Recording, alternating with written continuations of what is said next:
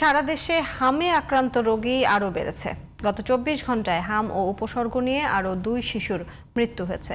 উপসর্গ নিয়ে হাসপাতালে ভর্তি হয়েছে আরও ১১৭৭ জন। WHO এর মতে সবাইকে টিকার আওতায় আনা গেলে ১ মাসের মধ্যেই পরিস্থিতি নিয়ন্ত্রণ সম্ভব। আরও জানাচ্ছেন মিফতা গালিব। হাসপাতালে জীবনের অনিশ্চয়তায় হামাক্রান্ত এই শিশুটি। হামের প্রাদুর্ভাব বেড়ে যাওয়ায় গত ২৪ ঘন্টায় সারা দেশে মৃত্যু ও হাসপাতালে ভর্তি বেড়েছে।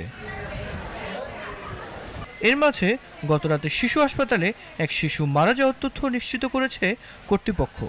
গত ২৪ ঘন্টায় আমাদের হাসপাতালে একজন পেশেন্ট এক্সপায়ার করছে আইসিইউতে। ওই পেশেন্টটাও বাইরেও হাসপাতালে ভর্তি ছিল এবং ওইখান থেকেই মেকানিক্যাল ভেন্টিলেটর থাকা অবস্থায় সে এই হাসপাতালে আসছে এবং এখানে আসার পরে প্রায় ১২ ঘন্টা পরে সে এক্সপায়ার করছে।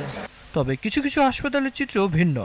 নিবিড় পর্যবেক্ষণে অবস্থার উন্নতি হচ্ছে বলে জানান পরিবারের লোকজন। ৮ দিন থেকে জ্বর, তারপরে র্যাশ উঠছিল, র্যাশ ওঠার পরে এখানে ভর্তি দিয়েছে, এখন ভালো আছে। সব মিলে বাস্তবতা কিছুটা আগের থেকে কিছুটা পরিবর্তন হয়েছে। ঢাকা আসার পরে হামরোগ ধরা খাইছে, ধরা খাওয়ার পরে বলছে আমাদের এই হাসপাতাল আসছে। এখন চিকিৎসা চলতেছে, আজকে আমরা ৫ দিন।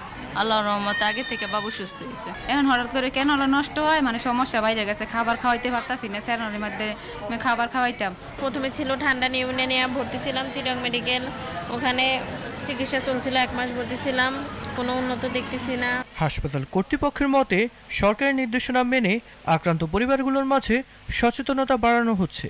আমরা রীতিমতো সবসময় হেলথ এডুকেশন দিচ্ছি যাতে আমার বাচ্চাগুলো সুস্থ থাকে, মায়েরা তাদের চিকিৎসাটা বা বাচ্চার যে সাইন সিমটমগুলি শুরু হয় ওটা যাতে তাদের জন্য সহজ হয়, বুঝতে পারে।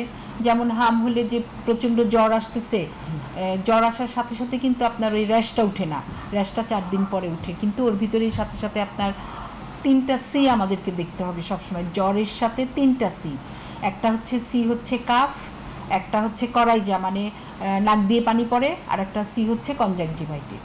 সরকারের তদারকি বাড়ানোর পাশাপাশি পরিবারগুলোর সচেতনতা বাড়ানো গেলে এই সংকট মোকাবেলা করা সম্ভব হবে বলে মনে করছেন সংশ্লিষ্টরা। Mifta Ghalib, GTV news, Dhaka.